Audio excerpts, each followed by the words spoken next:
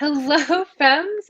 Happy Wednesday. I am Violette de Ayala. I'm the founder of FemCity, and you're joining us today for our Wednesday Wisdom. It's our conversation where we dive into really incredible conversations and topics. Today, we're going to talk about how to make lemonade out of lemon. Our collective intention is to help women that are still navigating difficult and challenging situations that perhaps came about the last 12 months or perhaps has been longer than that. We want to go ahead and inspire, motivate, and give you actionable steps and how you can actually move forward and find that silver lining to keep you going in that direction. And I've asked these three beautiful FemCity Global members to join me today in the conversation. And if you're watching this on the FemCity Library later on or on the Facebook group months from now, do not feel like you have missed the conversation. You can always join us. We love comments, we love questions, and you can always reach out to any of us at any time if we can guide you and help you more. Janet, can you share a little bit about who you are for those femmes that do not know you? Sure. I'm Janet Sandberg. I am a soulpreneur coach, energy alchemist, and journal author. Beautiful. And I just ordered your book, by the way. It hasn't arrived yet, but I found it. So you didn't have to send me a link. I found it on Amazon. So I did purchase that. And Laurie, can you share a little bit about yourself as well?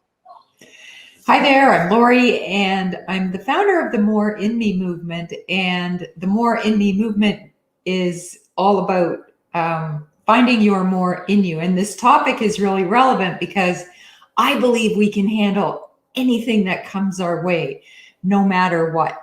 Lemons, cantaloupes, doesn't matter. We can handle it. So that is really at the essence of who we are and what's possible for us.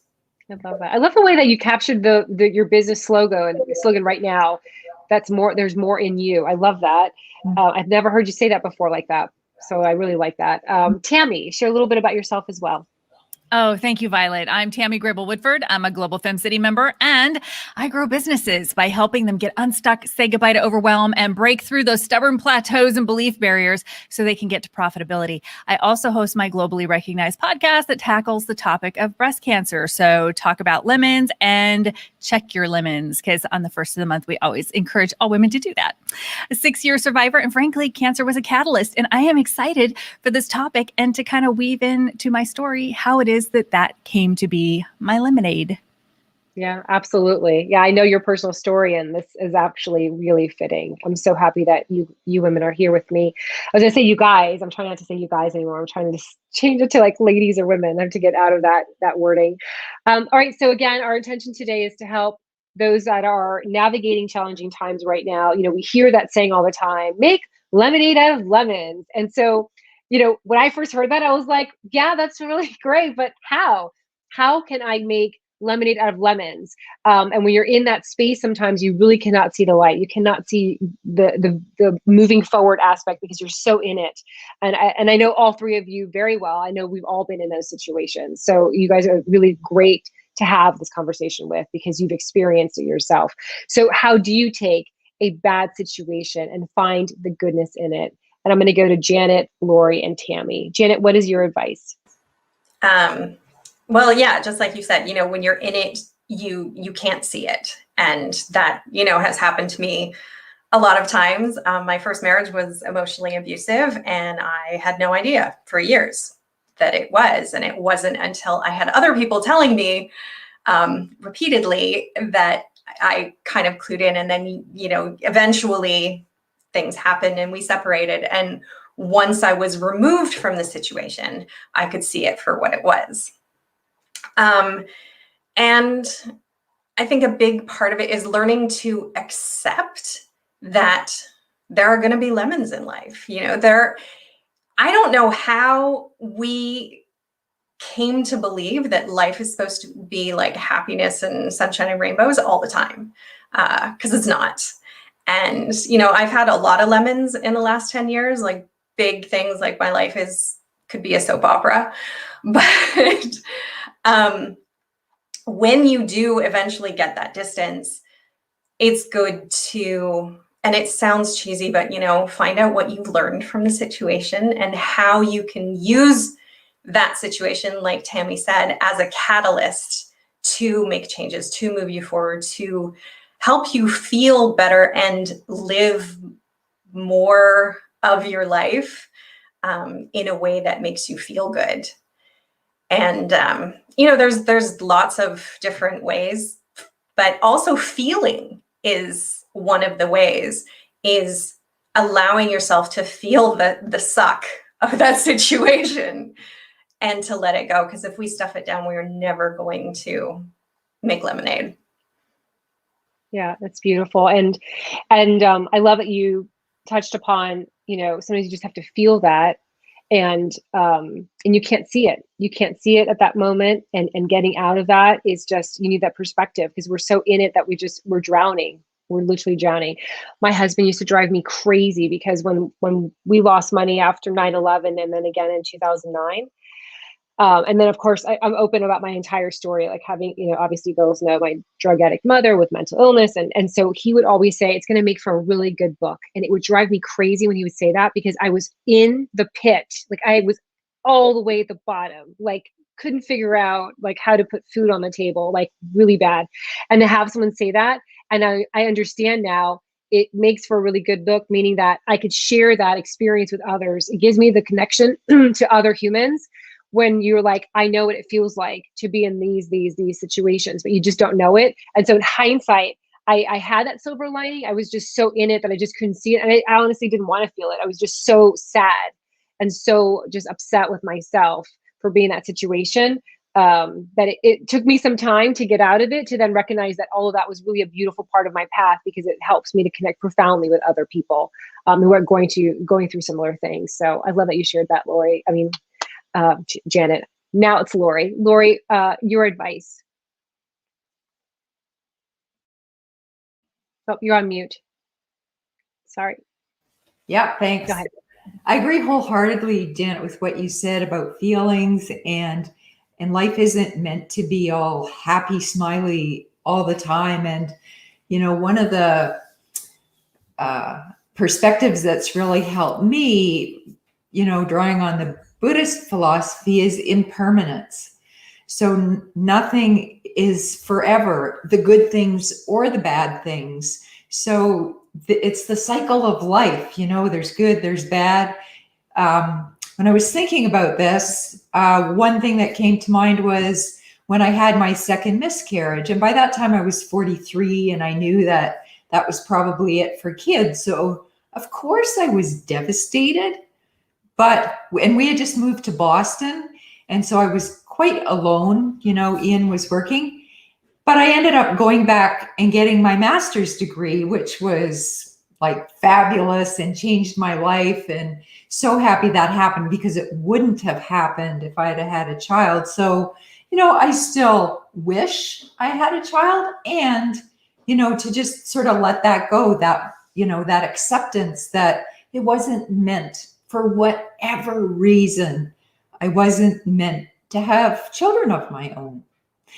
But, other things happen. And I think it's that what's been really helpful is just not, in the other idea of non-attachment, we hold on to things too tightly, and then we start judging ourselves. And if we can just sort of be in the flow of life and our ability to navigate and stay upright and deal with these things. And like you said, Janet, it's feeling, to be with it, to release it, and know that it will move. Yeah, the surrendering part of it, of just surrendering and allowing yourself to feel all that. I love that you also shared, Laurie, because I have so many friends that also experience that.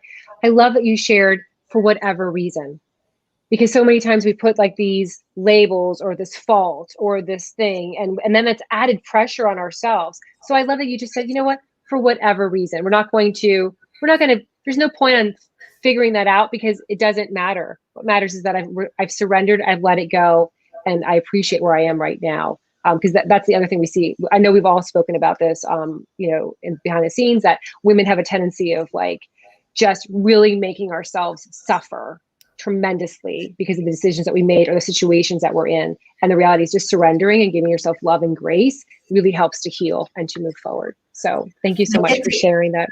I get to be an auntie, and that's fun too. Yeah, absolutely. Absolutely. Thank you, Laurie. And Tammey, your advice.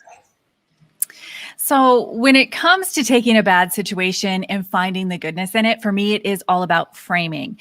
And when we're emotionally engaged, as Laurie and Janet and Violet, as you've all talked about, sometimes we can forget that the lemons are often where the opportunities lie, and often where we find our greatest growth opportunities. And that doesn't mean that I'm saying ignore the emotional processing. Absolutely not. Everything you all just said about really resting with those emotions and having gratitude and working through those, all incredibly important. But it is also important to take a mindful look at the situation and start to look for those opportunities. One of my favorite leadership development stories, and I actually call this lemonade culture, and it's the story of Tom Watson Jr., who guided IBM in its glory days. Wow, dating myself, thinking back to those days. But according to the story, a vice president who had lost the corporation $10 million, so 10 million lemons, y'all, on an experiment. He failed, right?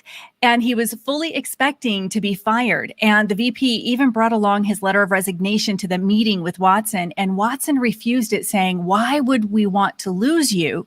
We've just given you $10 million education." And so thinking about that, that's a $10 million education. So not only was it a culture of turning lemons to lemonade for Watson himself, who went on to do amazing things, but also cultivating a culture where it's okay to fail, and where the lemons are sort of, in many ways, right? They're the secret sauce. They're that secret ingredient. So I say mindset and mindfulness. Yeah, that's beautiful. What a great perspective to have. And there are so many people that have been in that situation, that have lost so much, but there's so much more that you can gain from that with that change of perspective, that change of mindset. Beautiful. Janet, what is your final advice for femmes that are looking to move forward and create that lemonade? And then also, how can femmes find you, learn more about the work you're doing in this world?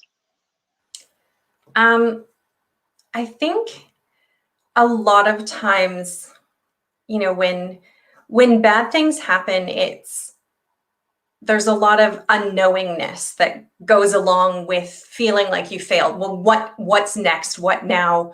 What else is going to go wrong? There's a lot of catastrophizing that happens. This one thing would happen that way, the rest of my life is going to be terrible.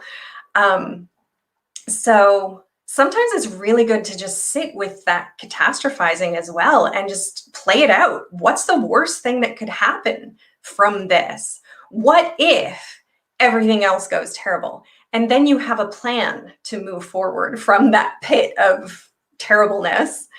And it sounds counterintuitive to, sit with that misery and with all that catastrophizing, but sometimes that's what we need to do to be able to move past it. Is because once you go down that rabbit hole, and then you can make a plan. You're like, even if all of these terrible things happen, I can still move forward. And then you see that most of those terrible things are never, ever going to happen. And it was all just in your head. But sometimes you do have to go down that path first so that you feel more confident in moving up and out of that situation. And finding me, the best place is probably Instagram, where I'm at janetsandberg.soulpreneur. Love that. You remind me, so this weekend we did I'm looking to get certified in sailing. And so I had a course this weekend. I just have a couple more hours left until I can take the test. But my anxiety was really high, super high. And so the instructor was like, "Why is your anxiety so high?" And I shared with him like my two biggest fears. One being I was going to fall off the boat. And the second one is I was going to flip the boat. I was going to just literally flip. And he was like, "Well, you're not going to flip the boat because it has such and such, such and such. And if you fall out of the boat, it's okay. We'll rescue you." And having my dad come over last night, who was a huge sailor, we used to sail when I was little. He was telling me how I used to fall out of the boat. So I'm like, that's why I had a fear of falling out of the boat. But it was good for me to go through the steps of why am I scared? What are the possibilities? If I flip over, will someone run? I had to walk through it to calm myself down so I could be more confident in stepping into that place. So when I was listening to you share that, I was thinking to myself, that was literally me yesterday, and 2 days ago, that final day that was still intense, but more enjoyable once I relaxed. Laurie, what is your final tip? And also, how can femmes find you, learn more about the work you're doing in this world? Violet, you had all the tips of EIEIO and feel your feet. That's right. I should have used that. That would have helped tremendously. That's why I need you in my life every day, Laurie. Every day. So I think there's two types of lemons, or probably more, but there's the kind that are a result of choices and decisions and actions we take. And then there are the ones that we have no control over. I was supposed to go to Nepal in 2018, 2 days before, I'm packing up my stuff. My eye goes blurry. I'd torn my retina in my eye, no idea why. I ended up not going. Of course, I was heartbroken. How could this happen? I was going for this writing workshop, and I just kept saying to myself, there must be, I was able to defer everything to the following year, but I said, there must be a reason. What, and I really try to use the questions, and you mentioned this, Janet, like, what else? What if? What else is possible?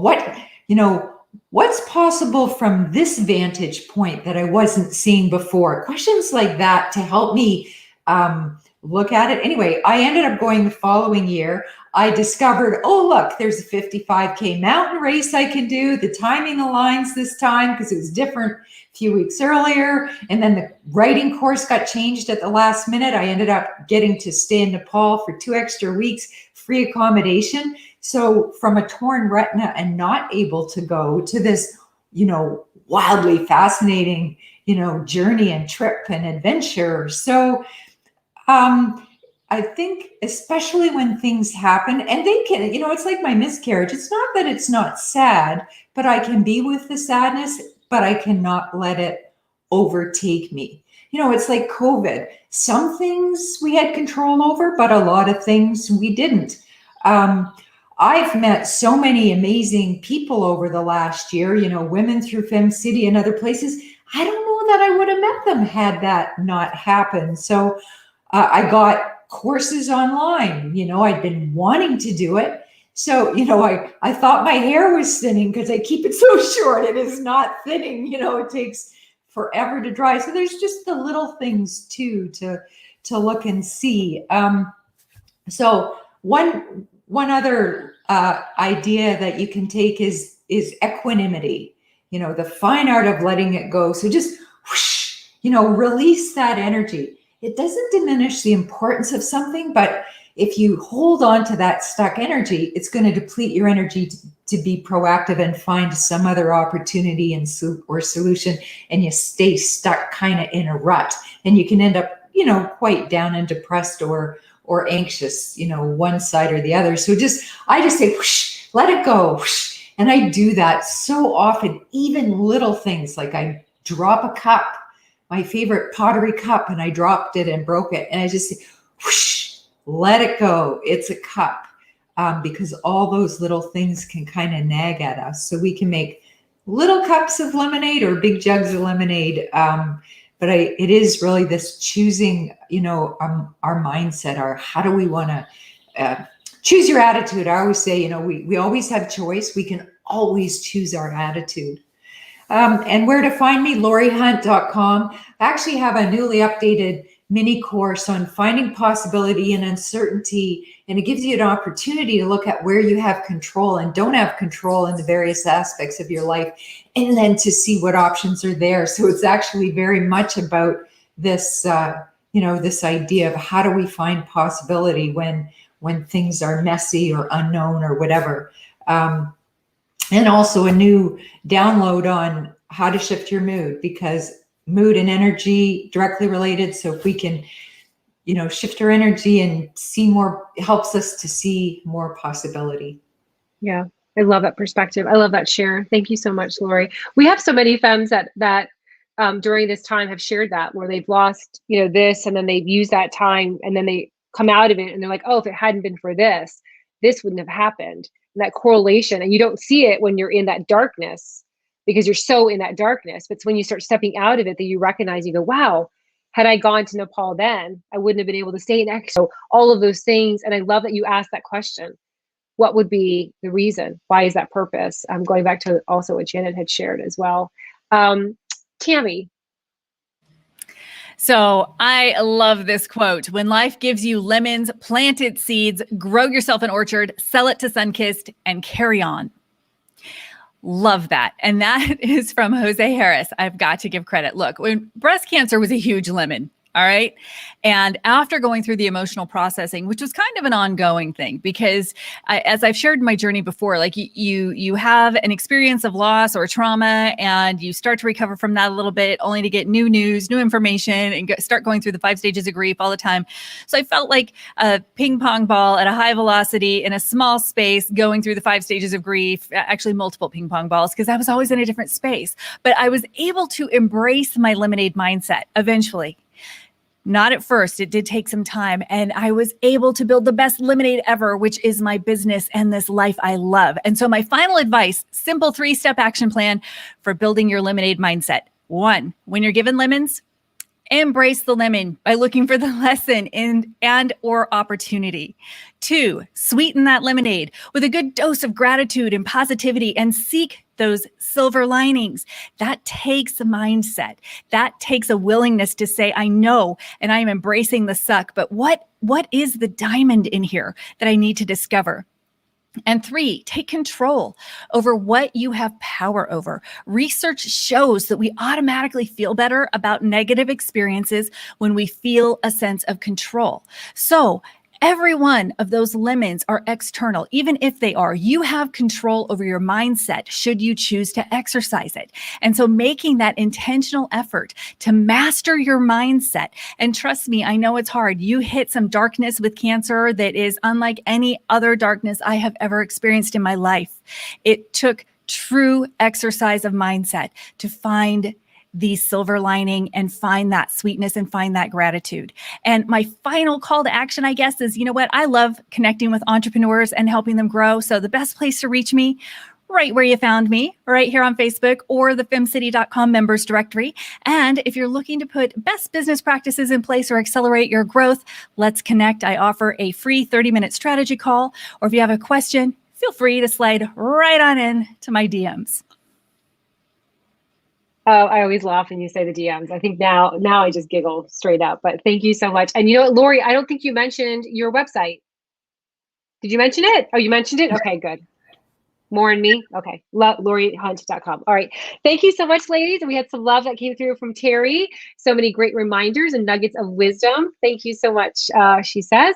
And we love to hear from you. Let us know how these tips helped you. You can reach out to any of us and share your success story, how you had these aha moments. We'd love to be a part of your journey. And again, you can reach out to any of these FemCity Global members. We're here for you. Even if you're watching this months from now, feel free to reach out to us. And if you've never tried out FemCity.com, visit FemCity.com and try our 30-day free trial. And we have a summer sale going on. It's only available twice a year, and it's $9.99 to join. So check that out. And ladies, thank you so much. This was so amazing. You know what? I learned so much more about you. I thought I knew you girls so well, and I just learned way much more about you, and I love you more. Thanks so much for showing up. And by sharing our stories, we empower other women to also believe in themselves and to move forward. So that is the power of collaboration. So, and you've got some more love that came through from Rosanna. She says, so great. Hey, thank you, ladies. Thank you so much for joining us. And we will be back next Monday, 12 p.m. Eastern Time for our Monday Motivation Series. In the meantime, we wish you a great, beautiful end of the week, and we will see you guys back next time. Bye.